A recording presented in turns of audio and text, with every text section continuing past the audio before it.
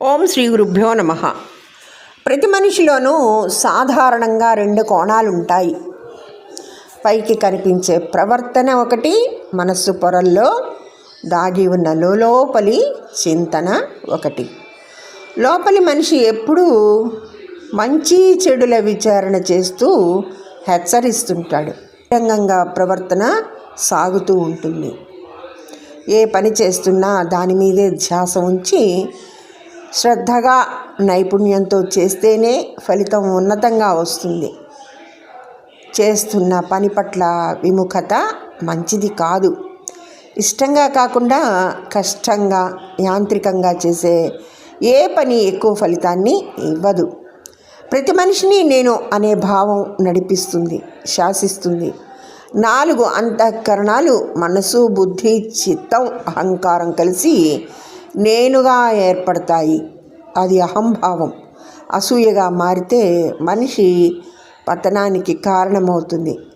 నేను అనే భావం పదునైన వంటిది. కత్తిని అవసరమైన పనులకు ఉపయోగించవచ్చు, ఇతరులకు హాని కలిగించే పనులకు వాడచ్చు. అదొక పనిముట్టు. దాంతో చేసిన పనులకు ఫలితం మాత్రం మనకే లభిస్తుంది. ఒక వ్యక్తి తన క్రూరమైన సహజ స్వభావాన్ని అణిచిపెట్టి తపస్సు చేయసాగాడు. అతడికి భగవంతుడు ప్రత్యక్షమైతే ఎటువంటి వరాలు అడుగుతాడోనని భయపడి ఇంద్రుడు తపస్సు విఘ్నం చేయడానికి ఒక ఎత్తు వేశాడు. ఒక కత్తి తెచ్చి అతడికి ఇచ్చి తాను తిరిగి వచ్చే వరకు దాన్ని కాపాడమని కోరాడు. సరే, ఆ వ్యక్తి కత్తిని ఎప్పుడూ తన వెంట ఉంచుకుని తన పనులకు ఉపయోగించుకునేవాడు. మొత్తానికి క్రమంగా ఆయుధ ప్రయోగానికి అలవాటు పడిపోయాడు. సహజ స్వభావంతో పతనం చెందాడు. ఇక్కడ నేను అనే అహంకారం ఒక్కోసారి మనిషిని లొంగ తీసుకుంటుంది. విద్య, వృత్తి, ఇతర రంగాల్లో వేరొకరు తనకు సాటి రాకూడదనే ఈర్ష్యాసూయాలను ప్రేరేపిస్తుంది. కర్ణుడు విలువిద్యలో గొప్ప ప్రజ్ఞాశాలి. ద్రోణాచార్యుడి ప్రియ శిష్యుడిగా అర్జునుడు తనకన్నా ప్రావీణ్యం సంపాదిస్తున్నాడని తెలుసుకున్నాడు. తాను అంతకన్నా ఎక్కువ అస్త్రాలు సాధించాలని పరశురాముణ్ణి ఆశ్రయించాడు. అబద్ధం చెప్పి శిష్యుడిగా చేరాడు. ఎన్నో అస్త్రశస్త్ర ప్రయోగాలు నేర్చుకున్నాడు.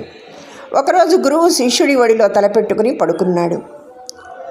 ఒక విషపు పురుగు తన తొడను తొలుస్తున్న గురువుకు నిద్రాభంగం కలగకుండా ఓర్చుకున్నాడు కర్ణుడు. పరశురాముడు మేల్కొని జరిగింది తెలుసుకున్నాడు. కర్ణుడు తనతో అబద్ధం చెప్పి మోసంతో విద్య నేర్చుకోవడం భరించలేక శపించాడు. కారణాలు ఏవైనా అంతరాత్మను చంపుకొని ఏదో విధంగా ప్రయోజనం పొందాలని చూస్తే మనకు మనం నష్టం చేసుకున్నట్లే అవుతుంది. అద్దంలో శరీర ప్రతిబింబం మాత్రమే కనిపిస్తుంది. లోపలి మనోబింబం చూడగలిగితే దాన్ని అందంగా తీర్చిదిద్దులోని సుదూర గ్రహాలకు చేరుకుంటున్నాడు. మనిషిని చేరుకోలేకపోతున్నాడు. నీలో ఉన్న నువ్వు ఎవరో తెలుసుకుంటే ఇప్పటికీ రాదు.